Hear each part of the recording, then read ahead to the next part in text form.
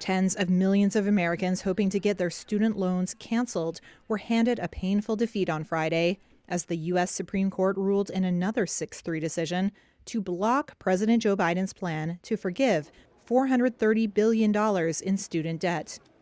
The court's conservative majority ruled in favor of 6 conservative-leaning states that objected to Biden's plan, which was intended to benefit up to 43 million Americans, a major campaign promise made by the Democratic president.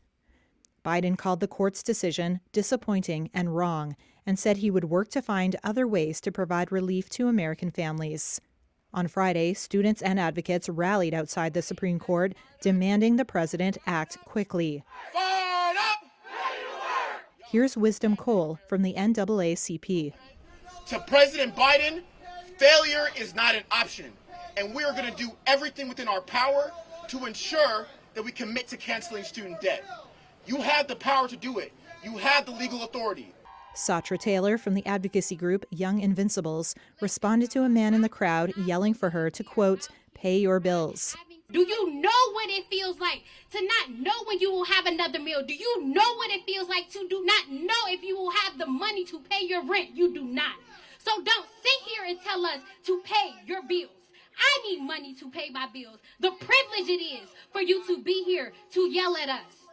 Under Biden's now quashed plan, the U.S. government would have forgiven up to $10,000 in federal student debt for Americans making under $125,000 who obtained loans to pay for post-secondary education, and $20,000 for recipients of Pell Grants to students from lower-income families.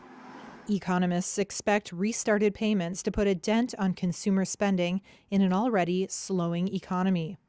During February arguments in the case, Biden's administration said the plan was authorized under a 2003 federal law known as the HEROES Act, which empowers the U.S. Education Secretary to waive or modify student financial aid during war or national emergencies.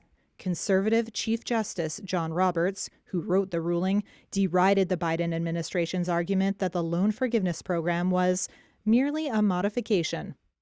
The court's 3 liberals dissented, with Justice Elena Kagan arguing that the Education Secretary has broad authority to relieve a national emergency's effect on borrowers' ability to repay their student loans.